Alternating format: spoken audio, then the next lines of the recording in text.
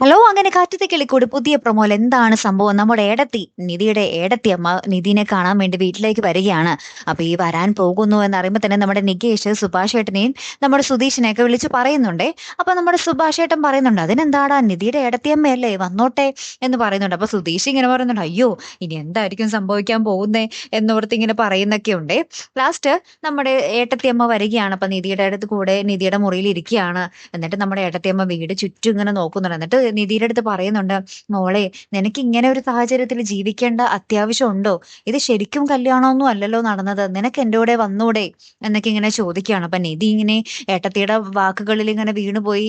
മനസ്സ് മാറി ഏട്ടത്തിയുടെ കൂടെ തിരികെ പോകുമോ, അല്ലെങ്കിൽ എന്തായിരിക്കും നിധി എടുക്കാൻ പോകുന്ന തീരുമാനം, അല്ലെങ്കിൽ നമ്മുടെ ഏട്ടത്തി ഈ വന്ന് കണ്ടതിന് പിന്നാലെ വല്ല പണി നിധിക്ക് വരാൻ പോകുന്നുണ്ടോ? എന്തായാലും കാത്തിരുന്ന് തന്നെ കാണാം കേട്ടോ. അപ്പൊ അടുത്തൊരു വീഡിയോ വരുന്നത് വരയ്ക്കും ഗുഡ് ബൈ.